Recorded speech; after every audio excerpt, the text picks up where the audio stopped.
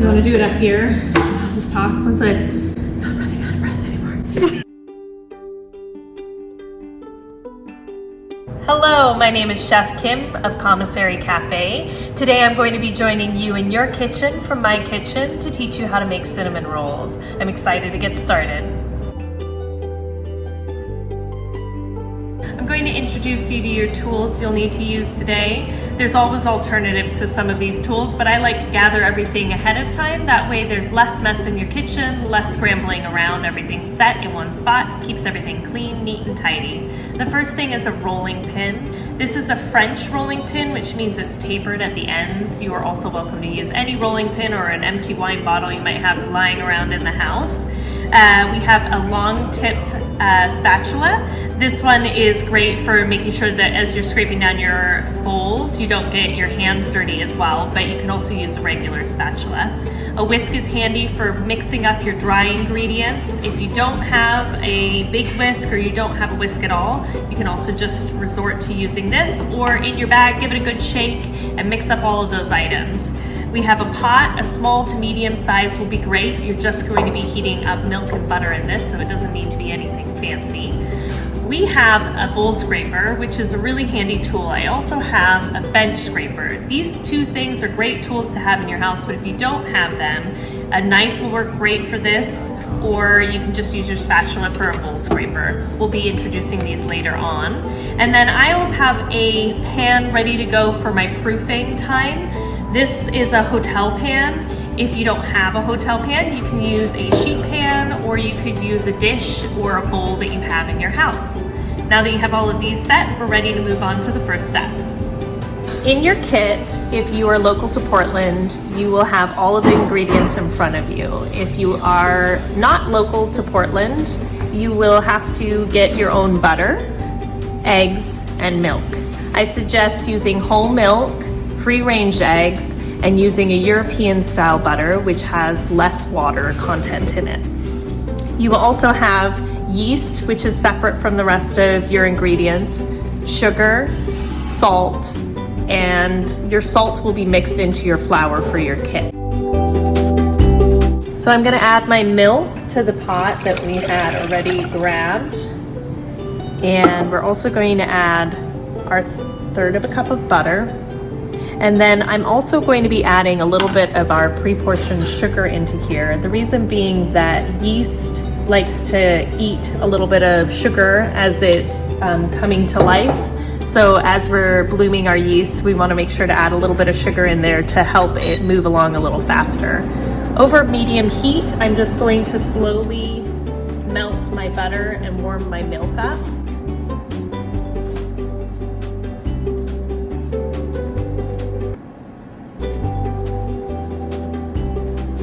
Once your butter starts to melt, you're going to turn it down to low. This will allow your butter to slowly melt and your milk not to get overheated. We want to make sure that the milk is staying below 120 degrees. Anything above that is going to kill your yeast. Once your butter is almost all the way melted, you want to turn off your stove. And a great way to test this if you don't have a digital thermometer is just to take it on the back of your wrist. If it's a little bit hotter than your wrist, it's like checking for a baby bottle. You know that it's not too hot, that it's going to kill the yeast. We are going to be adding our sugar, milk, and butter mixture into our KitchenAid bowl. If you do not have a KitchenAid and you're going to be doing this by hand, what you can do is add your yeast directly into the pot and whisk it. We will be adding it to our KitchenAid bowl and then sprinkling our yeast on top of our liquid and whisking it.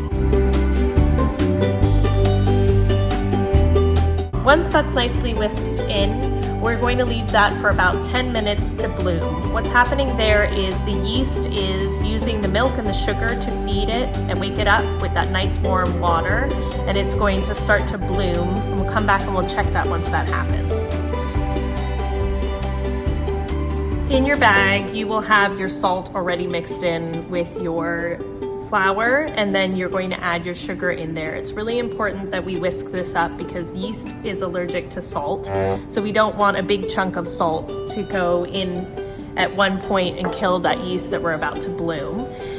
We want to make sure that we keep our mess down to a minimum in the kitchen. So what you can do is take that great bag that you got with your dry ingredients and use that to mix all of this up, which will save you a little bit of mess and less dishes in your kitchen.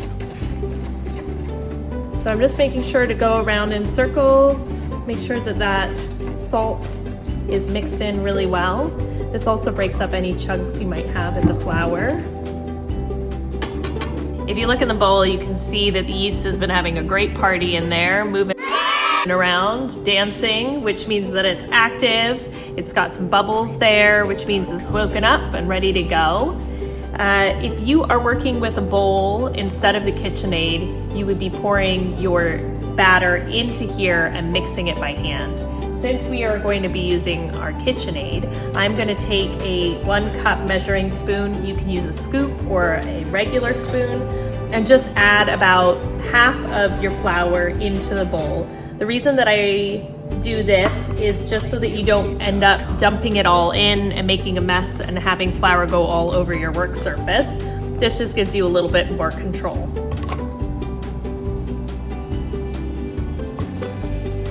After I get about half of that into my bowl, you can use your hands as kind of a little funnel and put your thumbs here, and then you pour it into the bowl, and that way you have less mess on your table.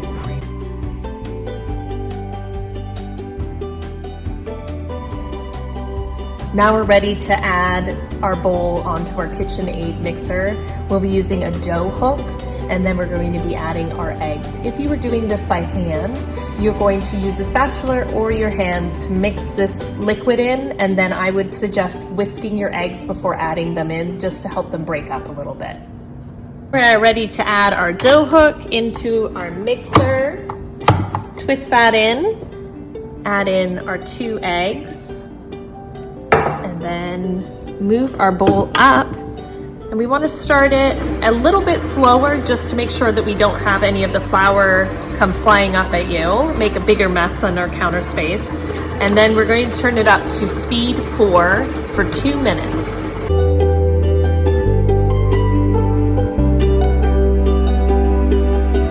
If you are mixing by hand, you'll want to get your dough so it just comes together. I'm going to then take it and put it onto my workstation. It's really nice if you have a wood countertop, but any countertop will work. And then the way to knead it is you're pushing your palm into the dough and you're crossing over. This is definitely going to be a really good workout for your arms. But what you're doing here is you're working up the gluten. You're tightening it up here. So crossing it over keeps it so that you're giving even kneads and also equally works out both hands. As you can see here, as I work my gluten, this ball of dough is getting tighter and also really nice and smooth. And it's starting to tense up, getting a little tighter, harder to pull apart. We're going to do this by hand for 8 minutes. Once you've finished mixing your dough, you're going to transfer it either from your workstation or from the bowl into your pre-sprayed pan, bowl, or dish. I like to use my bowl scraper, that way I get everything that might be sticking to the bottom of the bowl. Again, you can use your spatula or your hands if you don't have one of these tools. Once I get this into my pre-grease, that's what I'm gonna say. I am going to make sure to keep this close by because we're gonna be using it in a little bit. But I'm going to put my dough into our pre-greased pan, and then I'm going to lightly press it down and then lift it and flip it. And then that way, both sides of your dough have a little bit of grease on there, which will make sure that it doesn't stick to your plastic wrap, which I'm about to put on top. Now I'm going to take a piece of plastic wrap, and rather than putting it directly over the top of the container that you have the dough in, I'm going to tuck the dough in with the plastic on the sides of it. And this way, it can expand as much or as little as it needs without being pressed into the plastic. This way, the plastic expands with the dough as it proofs. While our beautiful dough is proofing, we're gonna go ahead and start in for our filling for our cinnamon rolls. You're going to have in your packet this sugar mix. It's going to have your spices and sugar in there. So we're gonna dump that on into our bowl. Again, if you don't have a KitchenAid mixer, you can use a bowl and a heavy spoon of some sort, a wooden spoon, or if you have a hand mixer, that will work as well. You're going to add 1 cup of softened butter. If you are getting it local to Portland, this will come in your kit. If you are getting it from afar, then you'll have to put that in yourself. We're going to be using a paddle attachment for our KitchenAid. As you can see, our bowl still has some of the residue left over from the dough. Since we're all residue from the bowl, since we're going to be using this for the same thing, it's all going into the cinnamon rolls, there's no need for you to go and do extra dishes and wash them all.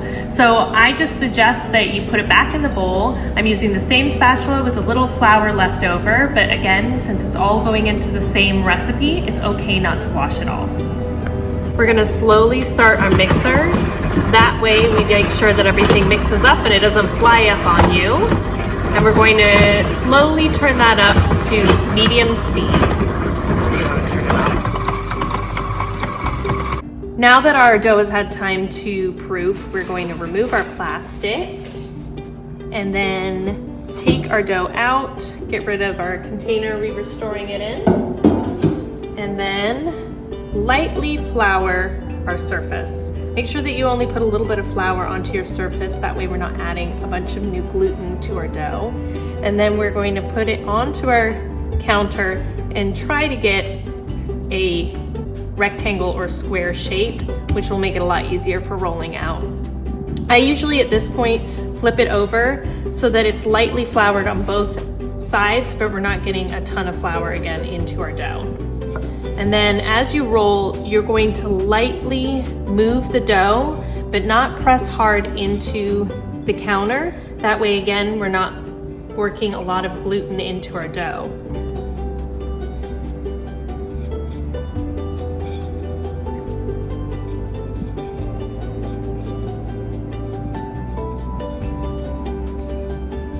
It's good to move your pin around and try to move it in different directions. That way you're evenly rolling out your dough. And if you don't have a rolling pin, this is a great time to grab one of your empty wine bottles that you've been using at home and use that instead to roll out. This dough is pretty forgiving, so if you feel like you're not doing a great job of getting a rectangle, that is totally fine. You can manipulate it a little bit to get it back to that shape.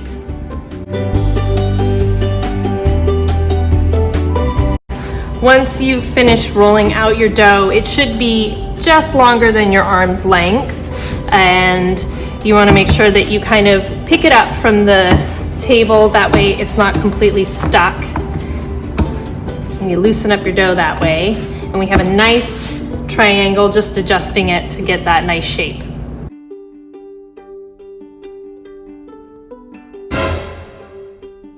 We're taking our sugar batter and transferring it onto our dough. Make sure to get all of that from the bottom of the bowl, unless you have a handy dandy assistant like I talked about earlier. No, I didn't. I'm a liar.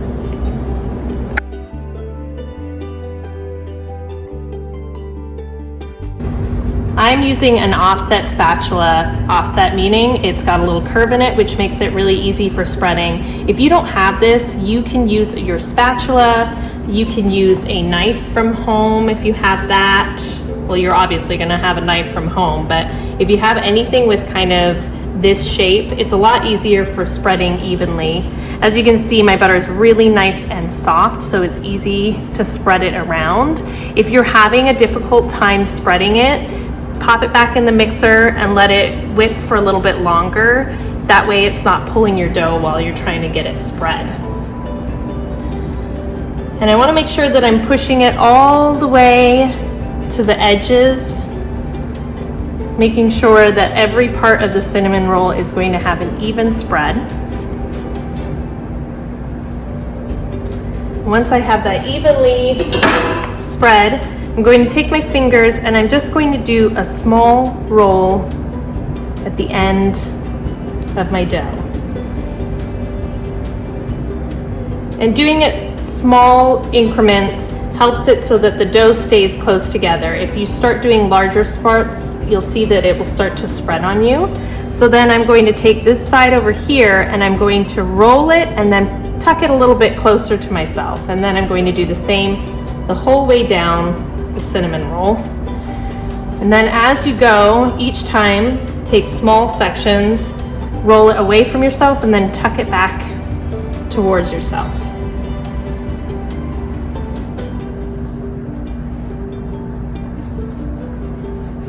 If you see spots within your roll that are a little thicker, what you can do is you can kind of give it a little wiggle and push it out towards the edge, and then that way it evens it out a little bit more. And you just are going to continue to do that as you go.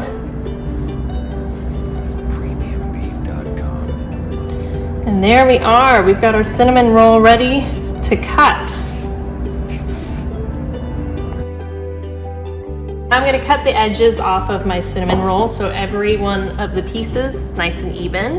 These are incredible little snacks. They take less time to proof, so if you have little friends close by that want a little snack before this is done, you can just proof those for, I don't know, 10, 15 minutes and throw them in the oven for a couple minutes, and then you have little tasty treats while you're waiting for proofing to happen.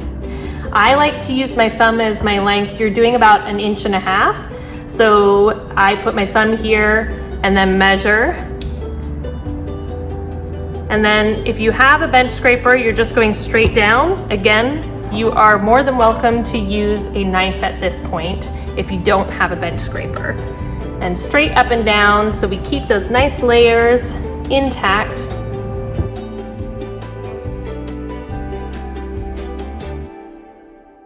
After you've cut your cinnamon rolls, we're going to take our cinnamon roll, pull the edge out, twist and tuck under. This will help you have a pretty cinnamon roll that won't come apart on you. We're going to repeat that with each one of the cinnamon roll. Round it out so that it stays nice and even. Again, pull, twist, and press.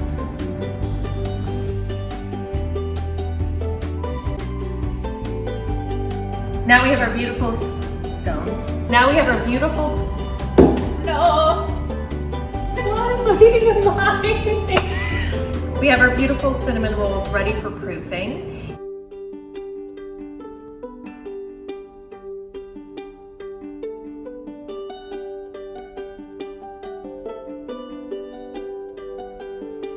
So I'm tucking my cinnamon rolls in just lightly, so they have lots of room to grow, and the plastic wrap will move with them.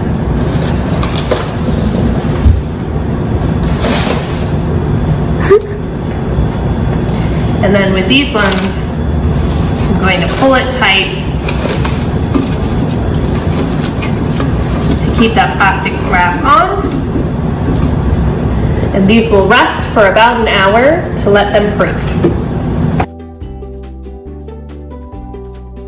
Our beautiful cinnamon rolls have been proofing for about an hour. What you want to look for when you're proofing these is when you touch the outside of the pan, it's going to be at room temperature. This is really important if you've let them refrigerate overnight. And then what we're going to do is uncover it. And again, if you did these in a sheet pan because you wanted them separate and you didn't want them squashing together as they bake, you are looking for the same thing, where they're nice and soft. They're not very stiff, they've doubled in size. This will make sure that when they bake, they're not really dense. We are now ready to put our cinnamon rolls in the oven. If you have a convection oven, meaning that it has a fan circulating heat, you can have it at 325. If you have an oven without a fan, then 350 will be perfect for you.